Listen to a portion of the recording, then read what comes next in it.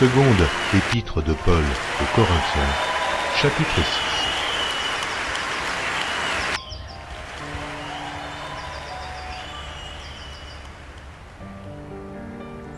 6. Seconde épître de Paul aux Corinthiens, chapitre 6.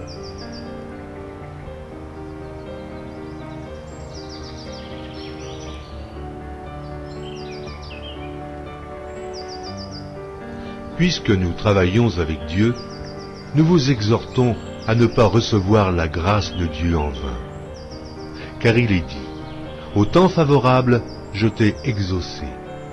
Au jour du salut, je t'ai secouru.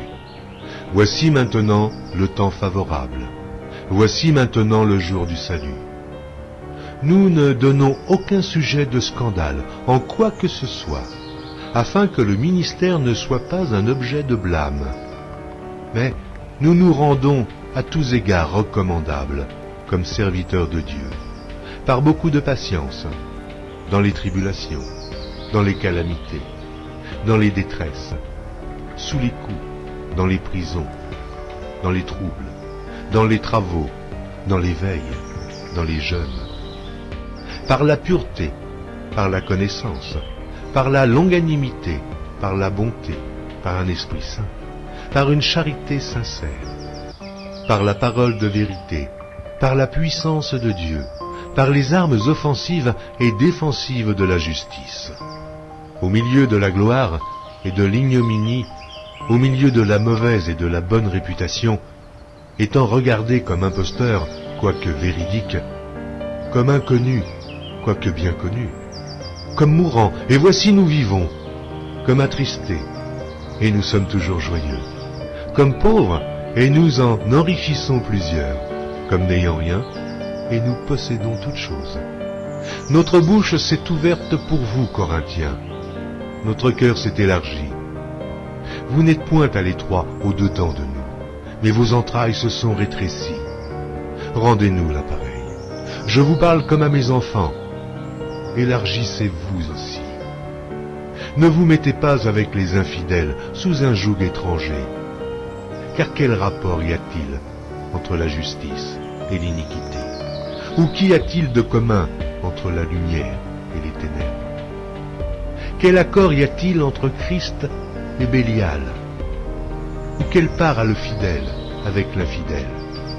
Quel rapport y a-t-il entre le temple de Dieu et les idoles? Car nous sommes le temple du Dieu vivant.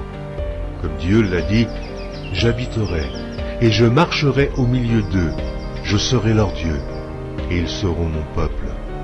C'est pourquoi, sortez du milieu d'eux, et séparez-vous, dit le Seigneur. Ne touchez pas à ce qui est impur, et je vous accueillerai. Je serai pour vous un père, et vous serez pour moi des fils et des filles, dit le Seigneur Tout-Puissant. Amen.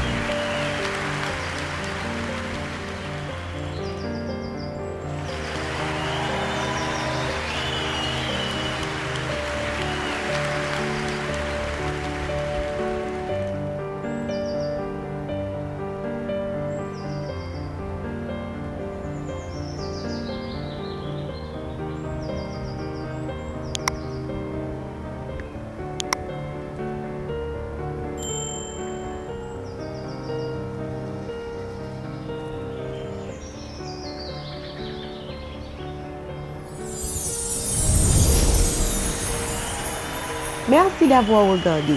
Pour ne manquer aucune de nos activités, prière de vous abonner maintenant en cliquant sur le bouton du milieu et en activant la cloche de notification. Pour continuer à bénir votre âme, nous vous proposons 2 vidéos, soit en cliquant sur celle de droite ou celle de gauche. Que Dieu vous bénisse.